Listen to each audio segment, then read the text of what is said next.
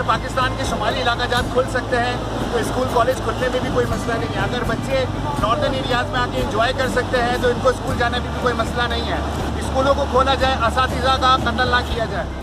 मैं अब खुद भी सोचता हूँ कि ये क्या काम मुझसे सरजद हो गया है। लोग पाकिस्तान के नॉर्दर्न एरियाज़ घूमने जाते हैं टेंशन और फ़िक्र से बिल्कुल आज़ाद होने के लिए, लेकिन शायद ये तबीयत में शामिल है कि बीइंग अ तालिबे इल्म जब जामिया कराची में मौजूद थे तो जामिया में फ़ीस बढ़ना हो, पॉइंट के प्राइसेस बढ़ना हो, या फिर कोई भी ऐसा मामला जिसके अंदर तालिबे इल्म को नुकसान हो रहा हो, तो उसके हक़ में आवाज़ उठाने के लिए एडमिन ब्लॉक के सामने बैठना या मुख्तलिफ़ अंदाज में मुख्तलिफ़ स्टेजेस पे बात करना, शायद ये माजी से तबीयत में ही शामिल है कि जब नॉर्दर्न एरियाज़ भी जाना होता है या ज़िंदगी के किसी भी मामले में कहीं भी सफ़र करना होता है तो जो उसके पॉजिटिव और नेगेटिव इम्पैक्ट्स होते हैं उसको लाजमी तौर पे देखते हुए आगे बढ़ता हूँ। और अच्छी बात होती है तो तारीफ़ करने का भी दिल चाहता है, और अगर उसमें कोई ख़ामी नज़र आती है तो फिर उस पर बात करना भी मेरे ख़्याल से लाजिम है।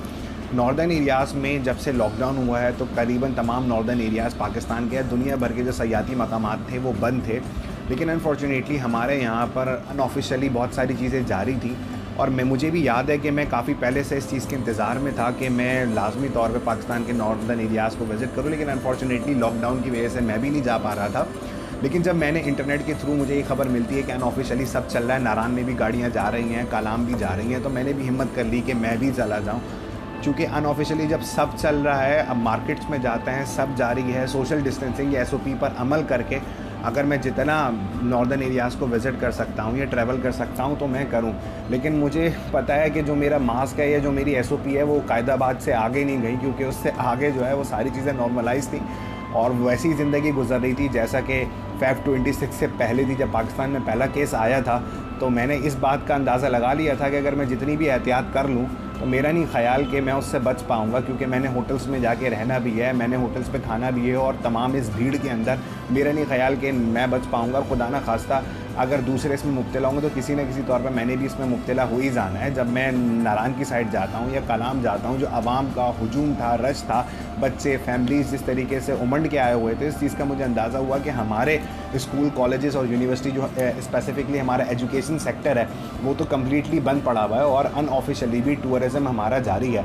और उसके बाद भी मैंने देखा कि टूरिज़म करीबन 1 से 1.5 माह पहले ओपन कर दिया गया और अभी भी तालीमी इदारे जो हैं मुकम्मल तौर पर बंद ही हैं। तो जब तालीमी इदारे बंद हैं जिस बुनियाद पर के बच्चों की जान का ख़तरा है, उसी अंदाज़ में जो हमारे जो सयाती मकामात हैं, खेल कूद है, पार्क्स हैं, जब वो ओपन कर दिए गए तो तालीम क्यों बंद है? अगर बच्चे नॉर्दर्न एरियाज़ में जाके इंजॉय कर सकते हैं तो भला वो SOP के तहत हमारे स्कूल्स को जो एजुकेशनल इंस्टीट्यूट्स हैं उसमें क्यों नहीं जा सकते? और आपने भी, गवर्नमेंट ने भी जो हमारी टूरिज़म इंडस्ट्री उसको ओपन किया तो SOP कंडीशनल रखी, और उनका ये सोचना है कि आवाम SOPs पर अमल करेगी। तो उसी तरीके से जो हमारे स्कूल कॉलेजेस हैं, यूनिवर्सिटीज़ हैं, उसको क्यों नहीं ओपन कर दिया जाता? वहाँ भी तो SOPs पर अमल दरामद हो सकता है। तो उस वक्त मेरे जहन में आया जब मैं कुमराट से वापस आ रहा था कि जिस हुजूम से मैं निकल कर आया था, मैं ख़ुद भी थोड़ा परेशान था कि तमाम लोगों ने सिर्फ एजुकेशन को बंद रखा है। स्टूडेंट और ये तालिबे इल्म जो है वो पिछले 6 माह से बहुत ज़्यादा नुकसान उठा रहा है। और एक जो उस्ताद है, चूँकि मेरा ताल्लुक़ शुरू से तालीम के साथ रहा है, तो एक उस्ताद जो कि मुख्तलिफ़ कोचिंग सेंटर अकेडमी से ट्यूशन पढ़ाता था, जिसके ज़रिए वो अपने ज़रिए मुआश अपना घर चलाता था, वो अभी इंतहाई जो है वो गुर्बत का या फिर बेरोज़गारी का शिकार है। और ये टूरिज़म ओपन है। ये तो हमारे जो नॉर्दर्न एरियाज़ हैं, जो पहाड़ी लोग हैं, अगर उन पे 5 साल के लिए भी टूरिज़म बंद कर दिया जाए तो उसके बावजूद वो सर्वाइव कर सकते हैं, ज़िंदा रह सकते हैं, क्योंकि ख़ुराक उनकी अपनी है, पानी बहता हुआ है, नो टैक्सेशन, लाइट है। मतलब उनको मेरा ख़याल है ज़िंदगी गुजारने के लिए या ज़िंदा रहने के लिए इससे ज़्यादा ज़रूरत शायद ना भी हो, क्योंकि हमारे जो शहर के अंदर जो मामलात हैं या शहरी ज़िंदगी में जो तालीम के या दीगर मामलात हैं वो फ़िक्स्ड होते हैं। जबकि आप अगर अपने सयाती मकामात पे जाते हैं तो कोई भी चीज़ फ़िक्स नहीं होती है।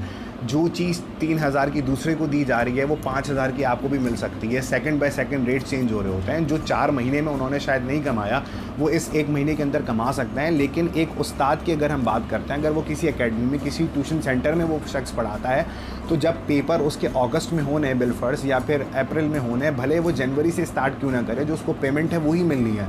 मतलब वो 4 महीने के अंदर 8 महीने की फ़ीस को बराबर नहीं कर सकता। लेकिन हमारे जो टूरिस्टी स्पॉट हैं या दीगर ज़रूरियात ज़िंदगी हैं, वो 4 महीने के अंदर अगर खुदा न खास्ता उन्हें मसला भी होगा, कोई कपड़ा 4 महीने नहीं बिका है, तो जब दुकान खोलेगा उसके रेट इतने बढ़ा देगा कि वो बआसानी उस 4 महीने की कसर भी निकाल लेगा। लेकिन एक उस्ताद कतई तौर पे ऐसा नहीं कर सकता। सबसे ज़्यादा जो मुतासर होने वाला शोबा है इसमें, वो हमारी तालीम का शोबा है। अगर बहैसियत उस्ताद भी देखते हैं या बहैसियत शागिर्द भी देखते हैं, दोनों सूत्रों के अंदर सबसे ज़्यादा अगर किसी को नुकसान हुआ है तो मेरा अपना सोचना यह है कि वो तालिब इल्म को या फिर तालीम से वाबस्ता लोगों को हुआ है।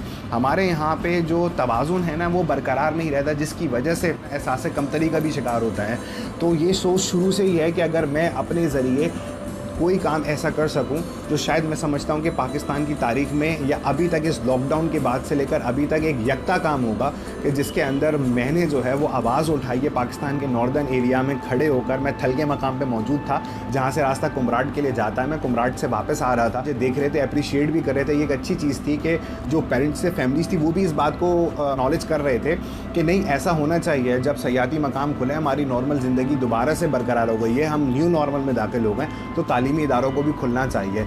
तो मेरा ख्याल है कि अब जो हमारे यहाँ पे पेंडेमिक था वो काफ़ी हद तक, मतलब एक अक्सर हिस्सा जो है वो उसका गुजर गया है। अब तालीमी सिलसिलों को खुलना चाहिए, तालीम को दोबारा से जारी होना चाहिए, ताकि जो इस शोबे से मुंसलिक लोग हों उनके साथ जो ज़्यादती हो रही है कम अज़ कम वो ख़त्म हो सके, और तालिब इल्म को तालीम के जो सिलसिले हैं उसको दोबारा से बरकरार रखने का मौका मैसर आ सके।